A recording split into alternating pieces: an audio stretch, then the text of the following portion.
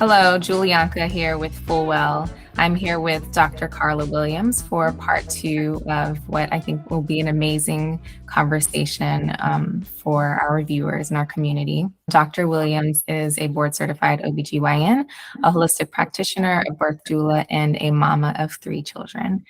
Welcome, Dr. Williams. We're so glad to have you here again. Hi, Julianka. Thank you so much for having me. Yeah, of course. I'm more than happy to chat with you. So in part one of this series, we chatted a little bit about your background as a holistic OBGYN, your journey to becoming a doula. And in that, you mentioned that your decision to become a doula and to add that to your toolkit, so to say, was based on your personal experience of your birthing your first child in the hospital. Tell us a little bit about that. Tell us how that unfolded. Share as many or as little details as you feel comfortable, and then how that led to you as an OBGYN deciding to birth your 2 children, your second and your third children, rather, at home. Right. So with my first child, I was in residency still, training to become an OBGYN. And for me, with everything going on in my personal life, it just felt like the easiest thing to do was to, just go to the hospital. So we made that decision and I went to a major, university hospital in the Bronx to deliver my daughter.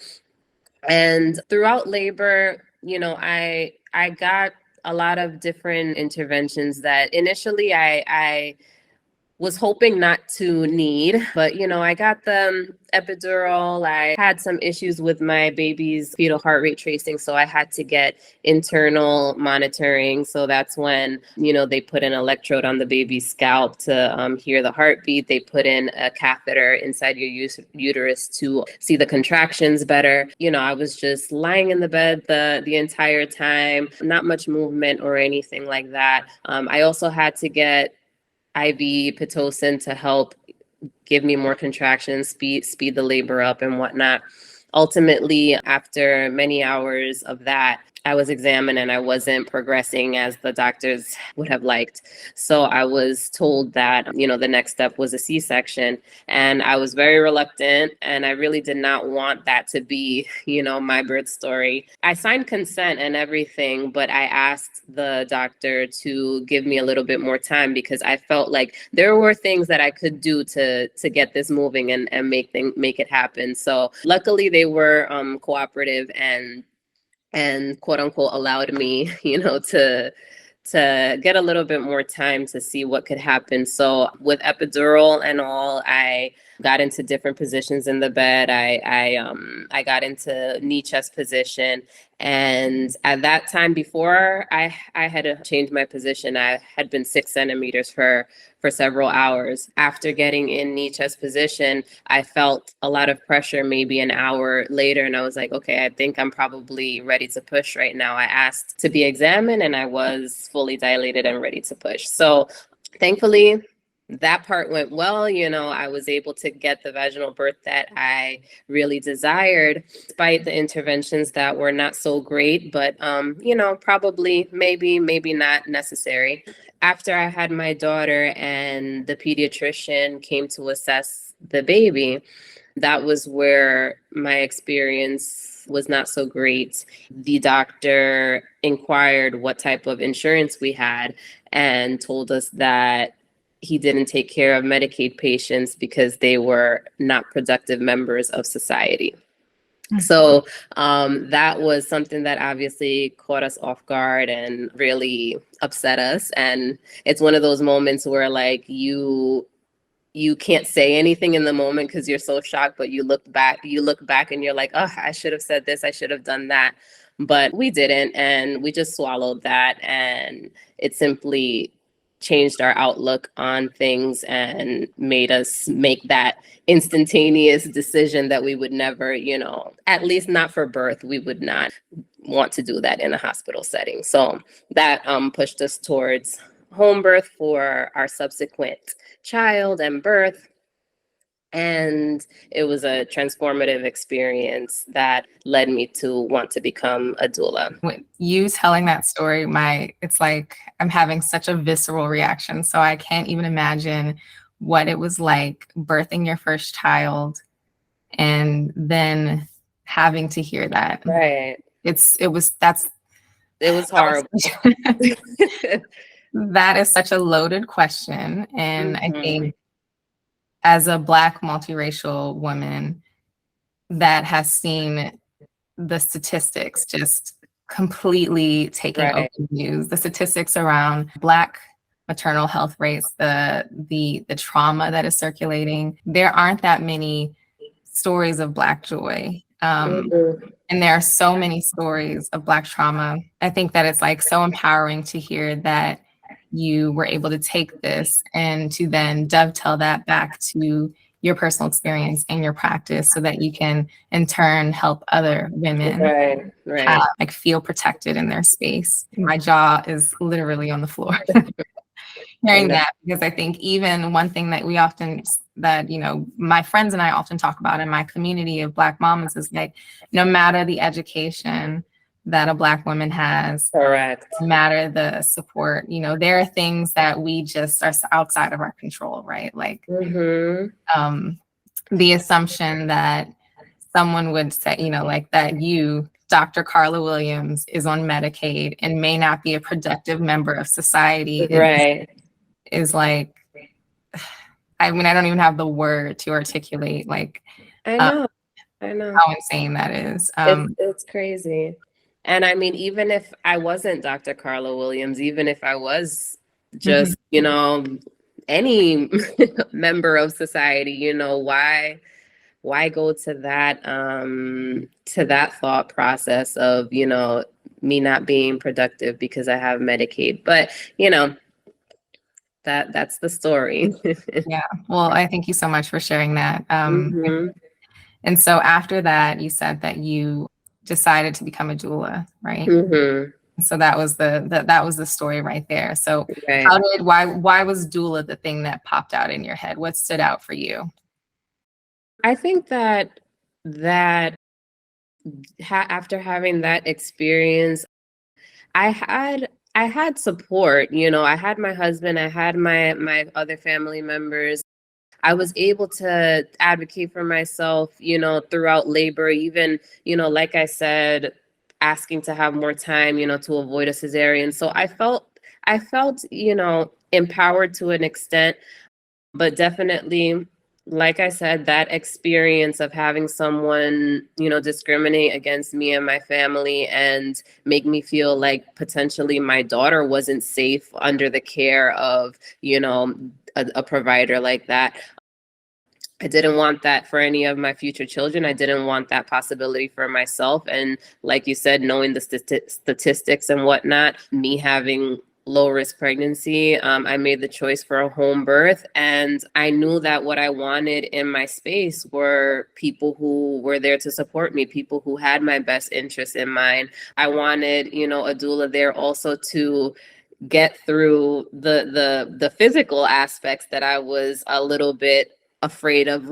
I was ready to face it, but I did want that support if I needed it, to get through the pains of labor. The support that I got and the way that I felt afterward when I was able to achieve that, have my son naturally at home without any type of interventions, with all the support that I needed, surrounded by love, as all of those things really made me feel like it was an experience that other women had to have, and that I wanted to help in any way that I can, even if it was in a hospital setting. Not everyone wants to birth at home. Not everyone wants to birth at a birth center. Some people want to be in the hospital. It's their choice. And as long as it is their choice and that's what they feel comfortable with, it can still be a beautiful experience, an empowering experience. And I felt like having the knowledge that doulas have and the skill set that they have was important for me.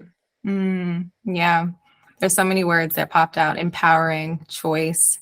when you were telling your story of being or giving birth in the hospital, something that you said was they allowed you to do something. And I think that in the Black community, there's this fear of like this distrust of the medical system that exists. Also this fear of having from the very end, like having an undisturbed birth or feeling empowered to trust your intuition. I think that sometimes there's this disconnect between knowing how you feel and outsourcing that intuition to someone who is has like the skills or the credentials. So I guess as an OBGYN and also as a doula, how do you empower, or how do you comfort specifically women of color to feel, or how do you comfort someone who is fearful of giving birth in the midst of this transformation? I just want people to understand that, you know, their body was literally made and designed for this. You know, you can do this. They're very fearful many times of, you know, the pain. And it's something that I even, you know, was a little fearful about as well, I must admit, you know, but once it's happening and you've made the decision that I'm going to do this, like, it's incredible how you just pull from deep inside and you get that strength and you're able to withstand it, to do it. And when it's all said and done, the feeling that you have at the end, like, you know, I was able to do this. My body was made for this and I'm capable. And, you know, look at what I did. It's honestly,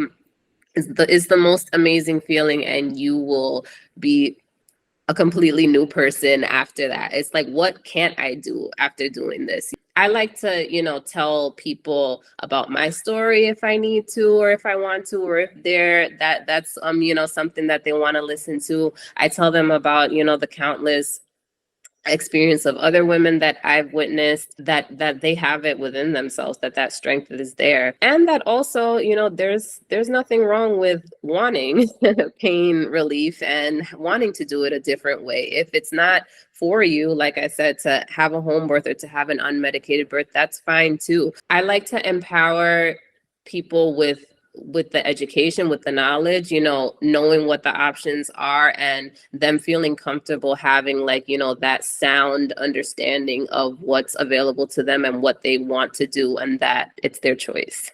We need more stories of Black birthing joy. That is for sure, yes. And so thank you again for sharing your story. I think just, again, speaking with my community and then also being a mom to one toddler, I have gone through the journey myself, and my friends who have not given birth yet are literally afraid. Like, they want to have children, but they are afraid of getting pregnant and of giving birth. And they oftentimes talk about how there's a lack of representation. Like, they don't see other practitioners that look like them. And that is so important to see in your likeness that you trust when there's like an inherent distrust in the medical system. So I appreciate you for saying that. I think in my own personal journey, what most people don't know is like you can interview your care team. Like, I interviewed several people, like upwards of almost, 10 different providers, like midwives to OBGYNs, to make sure that it was a good fit. And I also posed different scenarios, like if this were to happen, like, because I just wanted to know, like, what is your history? Like, how will you treat me? And though that didn't answer every single question, it did invite ease in my journey because I had a care team that I trusted. Do you often see individuals, like, once they find out that they're pregnant, that they are interviewing practitioners? Do you see that often? I don't see that often, but I think that's so great that you mentioned that, because it's something that, I also do tell people, that a lot of women are unaware that there's such thing as like a preconception visit. Like, you can see your own GYN if they practice obstetrics, or you can, like you said, interview other providers, and have these visits where you interview someone, see what you need to do to prepare for pregnancy, or, see if this person is a good fit for you, like you said, for your care team. So definitely, I do not see it often, but it's something that people definitely should take advantage of and get to know, because it's like, it's one of the most important events in a person's life. The people who are there to support you and take care of you, it's so critical for you to have someone that you feel comfortable with. Labor and birth, you're so vulnerable. The people who are in your space, they can make or break, that experience for you. So I think it's underutilized, but definitely so important to interview prior to. Yeah. And then just as I think I heard you say this in an interview that I was listening to once, where you said like you also have the option to fire a practitioner. Yes. Yeah. So that too, I definitely want to throw that out there.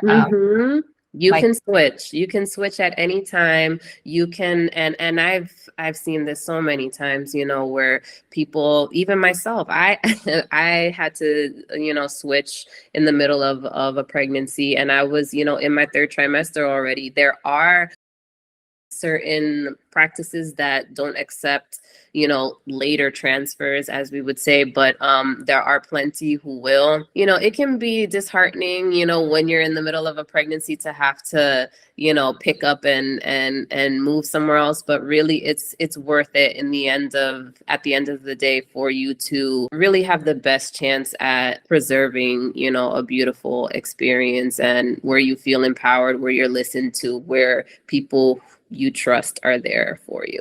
It's all about feeling supported, and at the end of the day, it's your body, right? Yeah. It's your body. No one has control over your body. Correct. Just shifting gears a little bit about the physiology of birth and some of the cultural misunderstandings that we have. I mean, in media, not just as it relates to Black moms, but in media, we're so used to that like typical screen of like some woman giving birth and like hollering at the top of her lungs. And they're like medical interventions and things hanging from her. For me personally, not to always take it back, but I think like birth is, you really don't understand until you go through it yourself. Right. From the very beginning, I was like, okay, I'm centering on Black joy. Like I'm centering on Black birthing joy, but also like my body was built to birth. So there is some inherent, like my body, there's an orchestra of hormones and things that I don't always understand that I know will get me through this. And I held it. And my motto during my my pregnancy and also my labor was like, I will feel my way into it. Right. Yeah. And so for you, understanding the biochemistry and like the orchestra of hormones and all of the things that happen, like tell me a little bit about what your thoughts are around the physiology of birth and how someone can tap into that innate wisdom within to get through this transformation.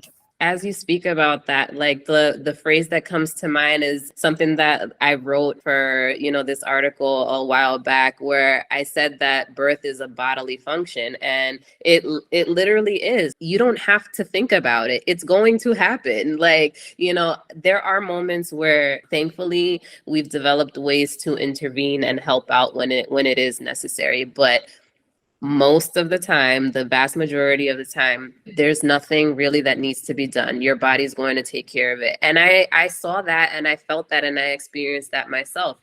I, like I said, had a lot of interventions with my first birth, and during that labor experience. With my second, I was just left to be, and I walked around however I wanted. I moved around how I wanted. I didn't even have to push my baby out. Like literally, the midwife knew when it was time, just from the sounds that I was making and the position that I was in, and what I looked like. I was examined maybe once the entire time.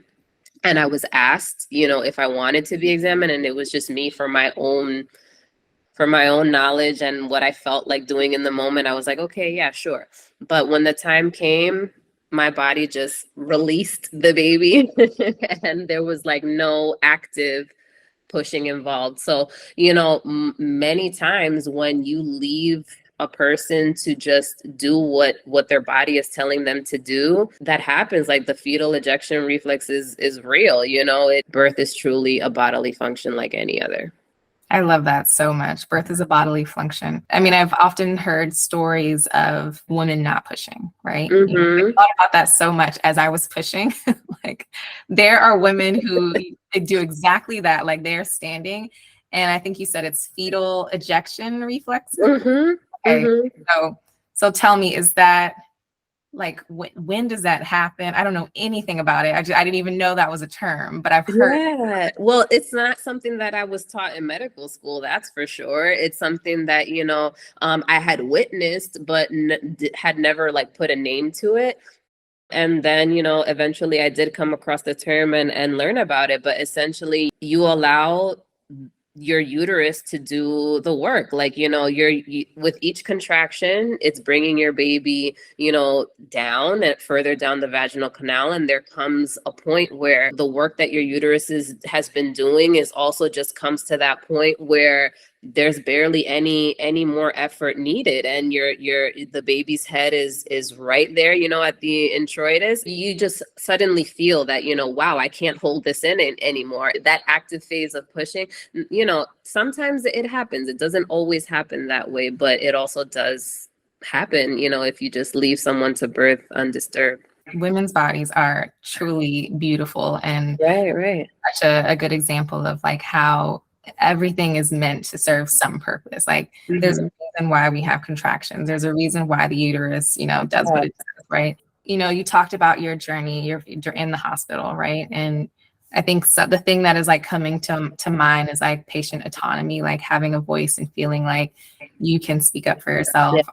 I know I have also been in a situation similar to you, not necessarily like right after giving birth, but like where someone says something that like completely shocks me, and I don't have the words to articulate how I feel at that moment. But I guess for someone who, particularly a woman of color, a family of color, like if they find that they're in a situation where a healthcare provider is doubting them or dismissing their symptoms or projecting anything onto them, what would your advice be? Well, my advice would be that even during my experience, like I said, I didn't come up with the words in the moment. I was too shocked, but I feel like after thinking about it, and really understanding what happened, and if there was a desire, to say something afterward, it's definitely something that should be reported. Like, we don't deserve to be treated this way, and people who are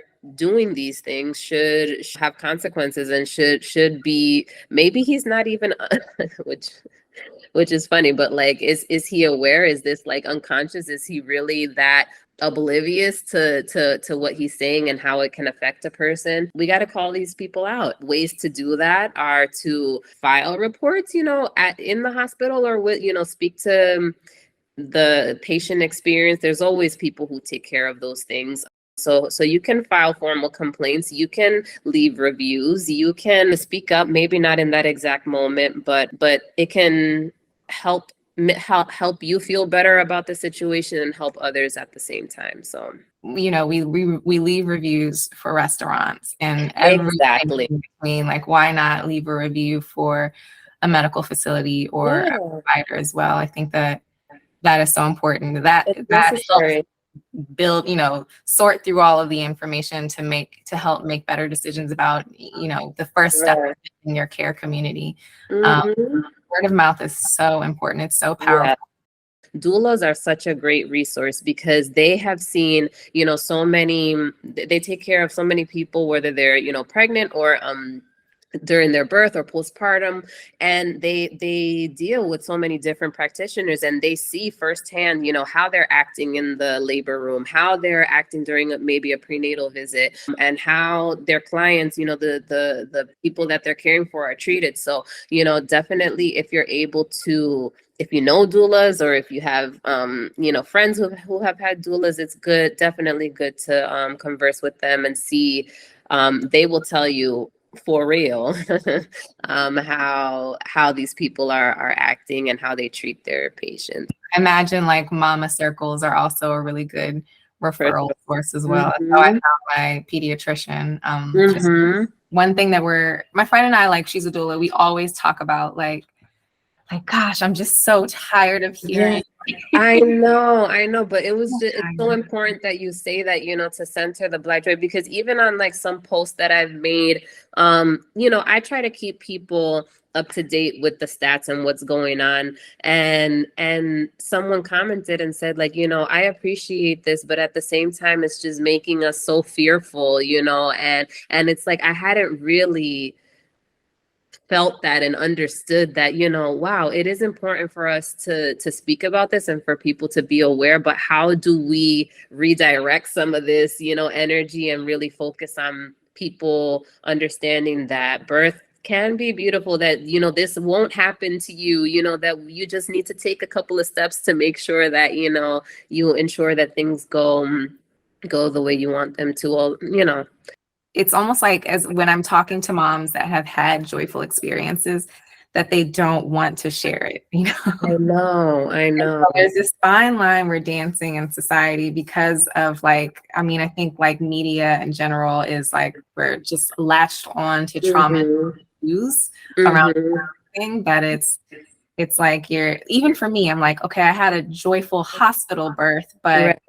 I'm like sometimes in certain circles, like afraid to talk about it because what I hear and what the stories is the opposite, are right? Like the trauma, right? But like we need to center those stories. Well, thank you again so much for taking the time to chat with me, to share your knowledge, to share your wisdom, to share your stories. I so look forward to seeing or hearing more about, your journey as things unfold as a mama of 3. And all the amazing things that you are